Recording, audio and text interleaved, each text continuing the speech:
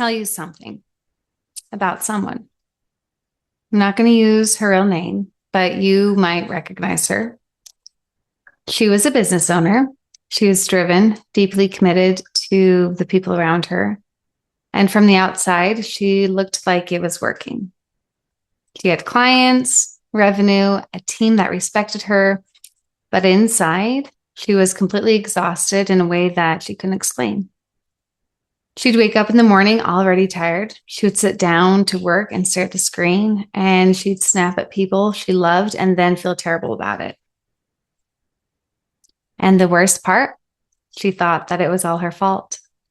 She thought she could just, discipline herself, more willpower, more discipline, more pushing through it.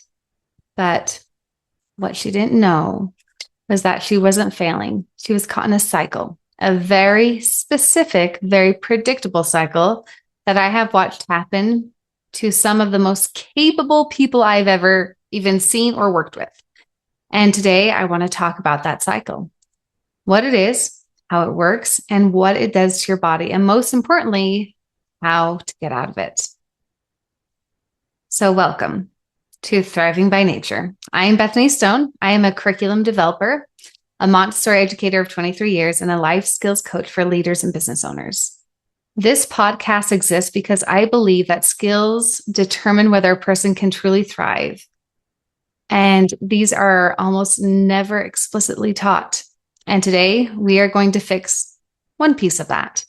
So whether you're a business owner, a leader, a caregiver, or someone who just knows that they have been stuck for a really long time, this episode is for you. And by the time we're done today, you are going to understand exactly what the vicious cycle is, how to recognize it, where you are in it, and how to concrete a tool that can get you out of it, that you can actually start using today. So let's go. So before I just walk right into this,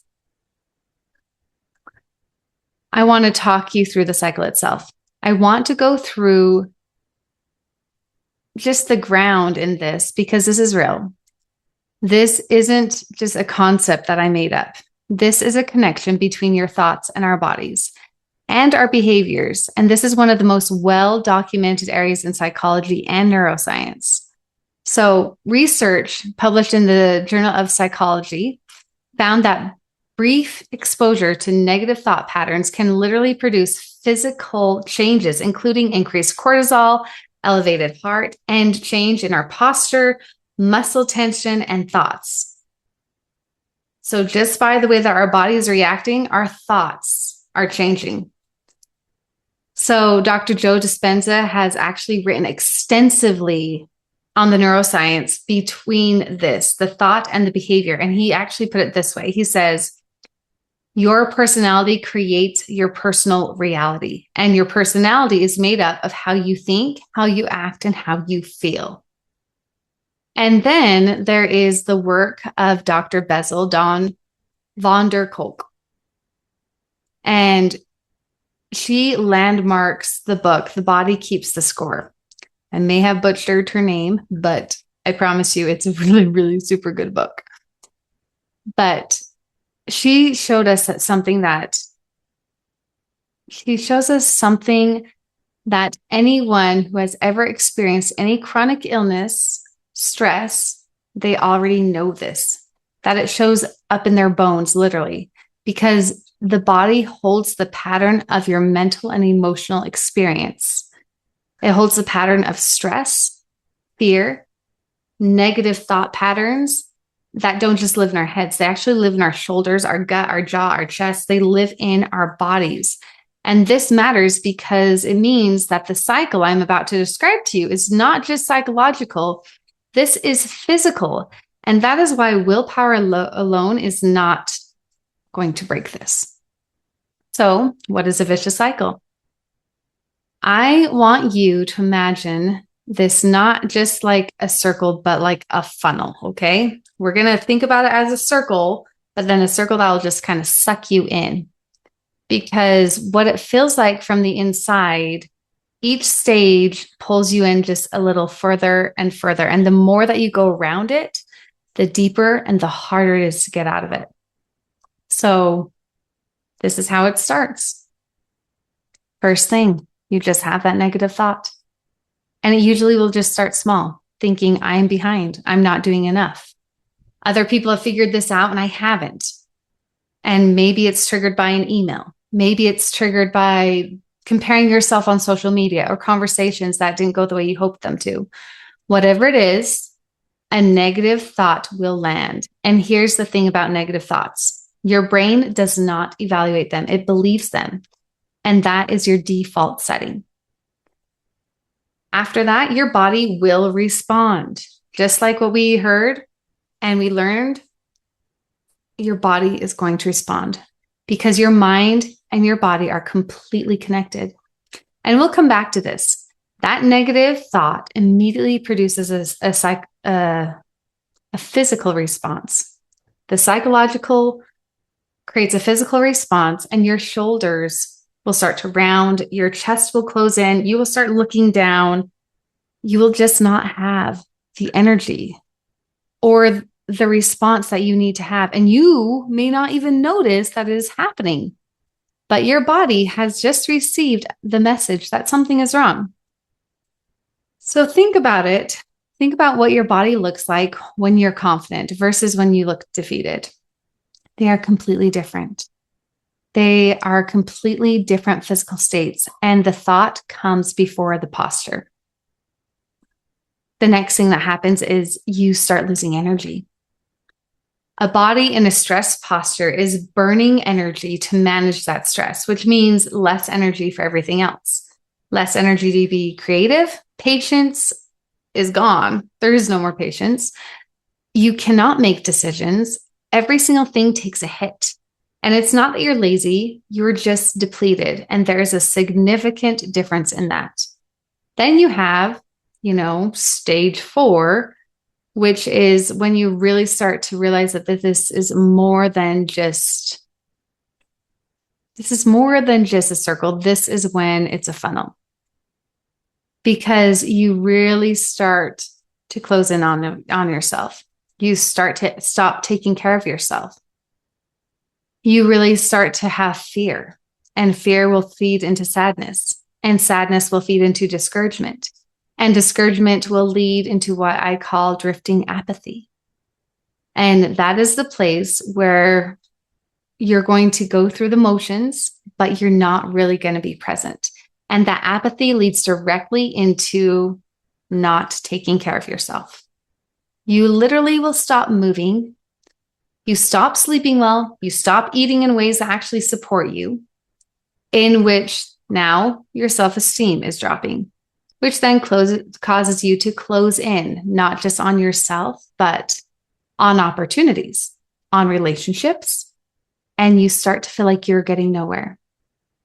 Uncertainty will start to creep in, and your goals and the things that actually matter to you feel further and further away. And when this happens, that failure to achieve your goals produces what? Another negative thought. And the cycle just begins again. And now it starts from even a lower point than before, and that is the funnel. That is why people who are caught in a vicious cycle feel like they are moving backwards, even when they are working incredibly hard, because in a very real sense, they are. Now I want to show you just the other side of this, because the vicious cycle has a mirror image, and it is not just powerful, it is the opposite direction. It is called the virtuous cycle. And this is rooted in two things. This is rooted in hope and gratitude. And I want to be really honest with you here, because I know that some of you are thinking, oh, Bethany, I have heard the gratitude talk before. I have tried positive thinking. It does not work for me. I hear you. I get it. I've heard gratitude a ton too, but I am not asking you to be fake. I'm asking you to do something that is way more interesting than all of that. Because remembering that our mind and our bodies are connected, it works in both directions. And just like how a negative thought can produce a collapsed body, a changed body can begin to produce a different thought. And that is what behavioral scientists called an embodied cognition, because your physical state influences your mental state. And that is just as powerful in reverse. Amy Cuddy, she was a Harvard Business School she worked at Harvard Business School. Yeah. But she found that adopting different postures within 2 minutes actually created a hormonal change in your body. It could actually, for men, increase testosterone and decrease cortisol. And testosterone is a very explosive hormone, and it makes people, can make women, if you have too much testosterone, get angry really quickly. And men, it's your, fight or flight. It helps with that. So your body is not just responding to your mind, it is shaping it. So here's what the virtuous cycle looks like when it is running. So it all starts with, of course, the positive thought. But when we can't have that, we have to act as if we do.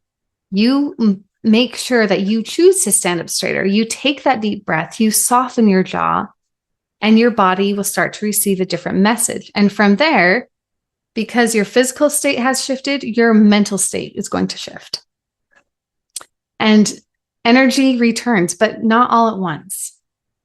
But there's enough. And from energy comes liveliness and the quality of being present and engaging rather than going through all the motions. And from liveliness comes the ability to take care of yourself, to move, to rest, to eat in ways that are going to support you. And then that self-care that you're taking starts raising your self-esteem. And higher self-esteem means that you are now opening up towards others rather than closing in. And you become available for connection to yourself, to others. You start collaborating with others. You start having creative solutions, and almost inevitably, you start achieving goals, which then will produce another positive thought. And the cycle starts building upwards. James Clear, I often think I've used this quote actually a couple times, but you don't have to rise to the level of your goals. And you don't rise to the level of your goals. You fall to the level of your systems. And if you have not read Atomic Habits, I encourage you to do so. The virtuous cycle is a system. And like any system, once it's running, it tends to keep running. Your job is not to feel positive all the time, though. Your job is to find that entry point, the place where you can make one small shift and let the system do the rest. Now, there is a tool here. How do you actually get from one cycle to the other? And this is the tool I'm going to give you today. Just one, because I believe in skill building over information overload. And one tool practiced consistently is worth so much more than 20 tools that you've heard about but have never used. So the tool that I want to give you today in this podcast is the cognitive reframing tool. And before you close me out because you've heard all of this before, stay with me just for one more minute. Because I want to show you how to actually do it, not just what it is. Because cognitive reframing is not positive thinking. It is not telling yourself that everything is fine when it isn't. It isn't practicing telling yourself these affirmations that are never going to come true. It is the practice of examining the interpretation that you have placed on an event and asking whether that interpretation is true, or are there other ones? Or is this even the most accurate one? Okay, here's my example. Let's say that you send an email out to a potential client and they don't respond for 3 days. The automatic thought that we have is probably a vicious cycle one. They're not interested. I'm not good enough. I've wasted all my time. Now, cognitive reframing doesn't say that. It asks, what else could be true? They could be traveling. They could be in back-to-back meetings. They could be genuinely interested and still processing what I'm offering. The event was what? 3 days of silence. The meaning you assign to it is the variable. I always actually, I feel like email has been like changed up too in a way that we're thinking about it wrong. Email is meant to replace snail mail, right? That's why we ended up with email. So we didn't have to send letters. It takes about 3 days to get a letter. So I figure if you're responding within 3 days, you're still doing good. So we're going to go to some practice steps. Now let's go to practicing some of these reframing steps. First one is notice the thought, and you name it out loud if you can. I'm having a thought of failing, but I'm not failing. I'm having the thought that I'm failing. A small shift in the language creates distance between you and the thought. Whether I'm having the thought that I'm failing or I am failing, those are different. So reframing it and naming it out loud. Number 2, ask what else could be true, not what's definitely true, just what's possible, and write it down if you can. Getting it out of your head and onto paper is crazy powerful. And third step, choose the interpretation that serves you best while you are remaining honest. Not the most optimistic, not the most useful, the one that keeps you moving forward without pretending that the challenge isn't real.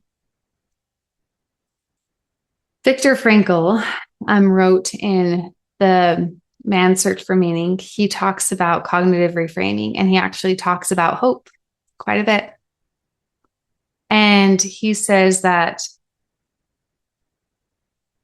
the space that hope lives is where cognitive reframing lives. And the more you practice it, the wider that space gets. Until one day you notice that you're catching the negative thought before it collapses your body, before it drops your energy, and before the funnel begins. That is not positive thinking. That is a skill. And like any skill, it gets better when you practice it. So let's bring all of this back home. And before we do, I just want to give a shout out to our sponsors. And if you have not listened to the Box radio station yet, you definitely should. It is an online radio station, and it's thebox.com, BOXX, and it is great music that just helps to elevate you and probably get you out of a vicious cycle to just change your body because you want to move. So shout out to them for sponsoring my podcast. But let's go back. Let's bring this home. Today, we talked about the vicious cycle and how one single negative thought can produce a physical response that depletes your energy and drops your self-esteem and makes you close in on opportunities and makes you have that negative thought again because all you're doing is not accomplishing anything that you want to. And the mirror to that is rooted in hope and gratitude, because that builds upwards and it's in exactly the same way that the virtuous cycle takes from you, that gives to you. This one practice of cognitive reframing can interrupt the descent that you will find at an entry point in the virtue or vicious cycle. So I want to leave you with one question to sit on this week. Not to answer right now, just to carry it with you. Where in your life right now do you recognize the vicious cycle running? And what is the one thought that keeps showing up and keeps you there? You don't have to fix it today. I just want you to notice it, because awareness is always the first step. And naming what's happening is always more powerful than pretending it isn't. So if anything that we talked about resonated with you today, if you recognize yourself in the vicious cycle and you're ready to do more than just understand it, I invite you to go deeper. deeper with me. The vicious cycle and the virtuous cycle are just one of 54 foundational life skills I teach inside of the 5 domains framework. You can learn more about my framework and explore ways to work with me, and even download a free overview of the framework at thrivingbynature.com. And if you are a leader or a business owner who wants to build this layer personally, one-on-one, over 12 weeks, or even with your team, I have a limited number of spots for individual coaching. The link to schedule a leadership clarity call is in the show notes. And if you are an HR leader or an organizational decision maker who is hearing this and thinking, we need this for our team, I would love to talk to you about what that looks like. So you can reach out directly to me at bethany@thrivingbynature.com. And I just want to thank you for being here. Thank you for doing the work of paying attention to the layer beneath the layer, because that is not easy and it matters more than most people will ever tell you. So I am Bethany Stone. This is Thriving by Nature, and I will see you in the next episode.